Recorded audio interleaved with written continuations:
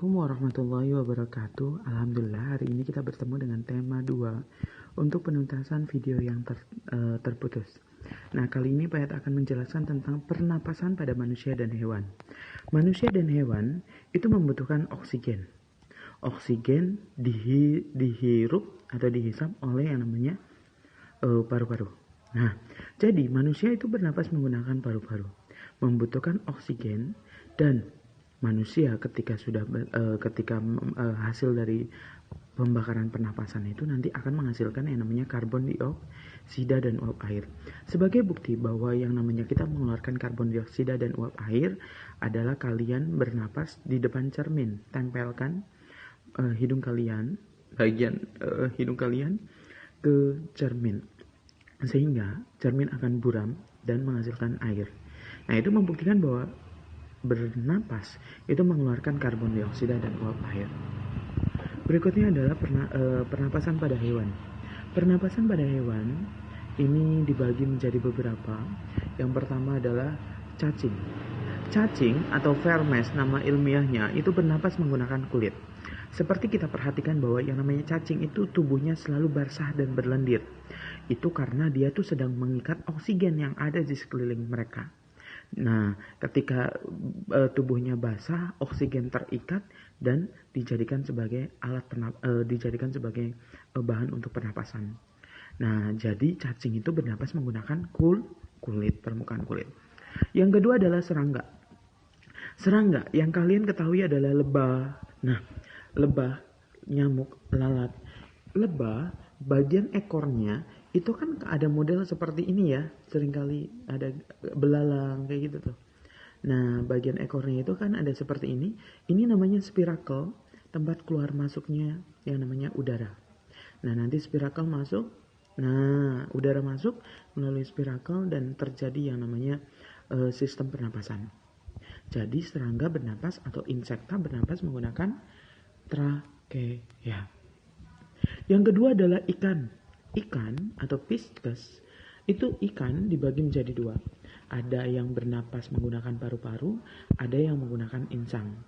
Ikan yang bernapas dengan paru-paru yaitu ada duyung, paus, lumba-lumba. Palu duyung, paus dan lumba-lumba terusnya duyung. Kalau ikan yang bernapas dengan insang ada hiu, ada lele dan ikan gabus dan yang lainnya masih banyak. Amfibi, hewan yang hidup di 2 alam, yaitu di darat dan di air. Artinya, ia bernapas dengan paru-paru. Contohnya kita ambil adalah katak. Katak itu bernapas dengan paru-paru. Katak ketika kecebong itu bernapas menggunakan insang. Seringkali dibahas di Upin Ipin ya, kecebong, berudu, itu bernapas menggunakan insang. Kemudian reptil.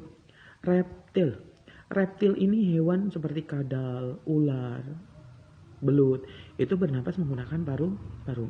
Burung bernapas menggunakan paru-paru. Alat bantu pernapasan pada burung adalah pundi-pundi udara. Berikutnya adalah mamalia. Mamalia itu adalah hewan yang menyusui, contohnya kambing, kucing, kelinci. Itu bernapas menggunakan paru-paru. Jadi yang namanya pernapasan pada hewan itu beragam tergantung hewannya. Nah, berikutnya. Nah, pada manusia bernapas menggunakan paru-paru. Pertama kali yang namanya manusia itu pernapasannya adalah seperti ini. Udara masuk melalui lubang hidung. Nah, ketika di lubang hidung, nanti di udara itu dihirup, nanti di sini ada yang namanya bulu hidung. Bulu hidung tugasnya adalah menyaring udara yang bersama kotoran, yang masuk bersama kotoran. Jadi nanti kotoran-kotoran itu akan disaring oleh yang namanya bulu hidung. Nah, ketika kotoran-kotoran itu menempel pada bulu hidung, dia akan berubah menjadi upin. Nah, kemudian masuk selanjutnya yaitu lendir. Nanti di rongga hidung ini ada yang namanya lendir, fungsinya adalah untuk melembabkan udara. Nah, ketika sudah seperti itu, nanti udara itu masuk ke tenggorokan. Nah, ke tenggorokan. Di tenggorokan itu terdapat silia atau bulu getar. berguna untuk penyaringan yang kedua. Penyaringan pertama adalah bulu hidung, penyaringan kedua di tenggorokan adalah silia atau bulu getar. Ketika ada yang benda asing masuk, akan dilontarkan ke atas dan dijadikan, ada yang bersin, ada yang dijadikan dahak ya, dikeluarkan melalui mulut. Ya. Dari tenggorokan itu nanti masuk ke bronkus, percabangan dari tenggorokan namanya bronkus. Yang ini bronkus tuh ada dua, ada bronkus kanan, ada bronkus kiri.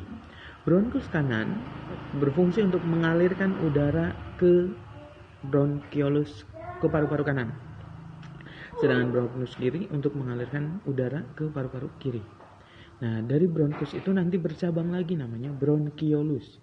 Percabangan bronkus namanya bronkiolus. Nah, bronkiolus nanti terakhir yang kayak gelembung anggur yang bulat-bulat ini namanya alveolus. Alveolus itu tempat terjadinya pertukaran oksigen dan karbon dioksida. Jadi tempat pertukaran karbon dioksida dan oksigen adalah alveolus. Nih, yang ini gelembung-gelembung kayak anggur nih. Ini ada alveolus. Nah, di bawah paru-paru ini ada diafragma. Ya, ini diafragma. Jadi awas, perlu diperhatikan, yang paling penting dalam sistem pernapasan alveolus, ini diafragma. Nah, penyakit-penyakit pada kelainan-kelainan yang menyerang pada sistem pernapasan manusia itu faktornya adalah ada faktor fisik, ada faktor penyakit, dan faktor lingkungan. Tentunya kalau faktor fisik itu kan bawaan dari tubuh kitanya ya. Kalau faktor penyakit ya penyakit, ada yang penyakit turunan kayak gitu tuh. Kalau faktor lingkungan berasal dari sumbangsi dari teknologi biasanya. Kalau faktor lingkungan berasal dari sumbangsi teknologi yang diciptakan oleh manusia, dan manusia itu sendiri yang menciptakan. Contohnya zat-zat yang berbahaya itu ada ozon, O3, ada SO2, sulfur dioksida, ada CO, karbon monoksida. Ini sisa-sisa pembakaran dari pembakaran mesin kayak knalpot kayak gitu, CO. Awas, beda CO dengan CO2, jangan sampai bingung. Ini karbon monoksida dan ini nitrogen dioksida. Nah, ini adalah zat-zat, 4 zat yang itu ya, seperti itu. Nah, penyakit-penyakit pada itu semuanya itu ya tujuannya adalah ya tadi, kita sebagai manusia harus menjaga sistem pernapasan kita. Ketika yang namanya melewati daerah yang berdebu, tutup menggunakan sapu tangan atau menggunakan masker. Olahraga teratur, tentunya bernapas menggunakan yang namanya hidung. Terusnya hindari daerah-daerah yang berdebu yang dapat menyerang sistem pernapasan pada manusia. Nah, kelainan pada manusia itu apa saja? Kelainan pernapasan pada manusia. Yang pertama adalah asma. Asma adalah penyempitan pernapasan, penyempitan saluran pernapasan. Asma ini terjadi karena menyempit, karena alergi terhadap dingin, bulu, debu.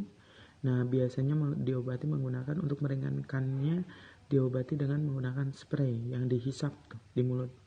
Terus ada TBC. TBC itu disebabkan karena bakteri atau virus, yaitu nama bakterinya Mycobacterium tuberculosa. TBC berasal dari kata nama virusnya tuberculosa. Jadi kalau ada kata bakteri tuberculosa berarti TBC. Nah, berikutnya ada emfisema, yaitu paru-parunya membengkak. Ada kanker paru-paru, ada bronkitis, ini bronkitis. Bronkitis itu adalah bronkusnya itu membengkak atau radang. Ada influenza disebabkan karena virus, myxovirus. Dan ISPA, infeksi saluran pernapasan atas. Nah, tentunya ini kalau TBC dapat diobati dengan vaksin namanya BCG. Nah, itu adalah yang namanya pernapasan pada manusia dan hewan. Tentunya kita sebagai manusia harus menjaga pola hidup kita, harus menjaga yang namanya pernapasan kita, supaya kita tidak terserang kelainan-kelainan yang sangat membahayakan ini. Tentunya kita harus berolahraga secara teratur, menjaga daerah lingkungan kita supaya tidak tercemar yang namanya virus atau apapun. Mungkin itu saja yang dapat Pak sampaikan untuk temanya. Kurang dan lebihnya mohon maaf. Billahi taufiq wal hidayah. Wassalamualaikum warahmatullahi wabarakatuh.